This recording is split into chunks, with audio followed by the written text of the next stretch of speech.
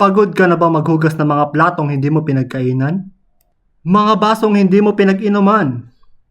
Mga bagay na hindi naman ikaw ang gumamit, pero ikaw ang naglilinis. Ako na naman maghugas.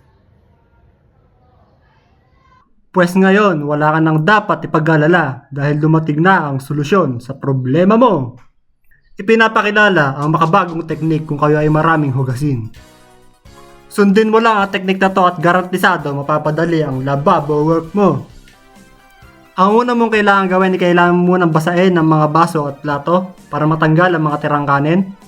Pagkatapos nun ay, pwede nyo na silang idiretso sa basurahan para sa hassle-free at sa bond-free na pagdispatcha sa mga hugasin. O diba? Gamit itong teknik na to, sigurado, wala pang 1 minuto, malinis na ang lababo nyo.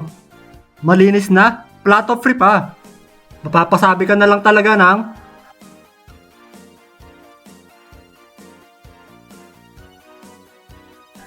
kaya ano pang hinihintay mo? Try mo na tong hassle-free technique na to.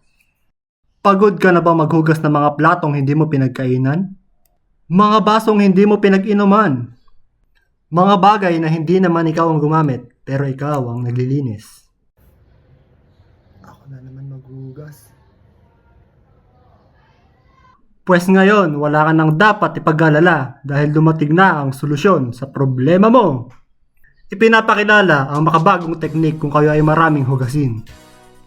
Sundin mo lang ang teknik na to at garantisado mapapadali ang lababo work mo. Ang una mong kailangan gawin ay kailangan mo munang basahin ang mga baso at plato para matanggal ang mga tirang kanin. Pagkatapos nun ay, pwede nyo na silang idiretso sa basurahan para sa hassle-free at sa bond-free na pagdispatcha sa mga hugasin. O diba? Gamit itong teknik na to, sigurado, wala pang 1 minuto, malinis na ang lababo nyo. Malinis na? Plato free pa. Mapapasabi ka na lang talaga ng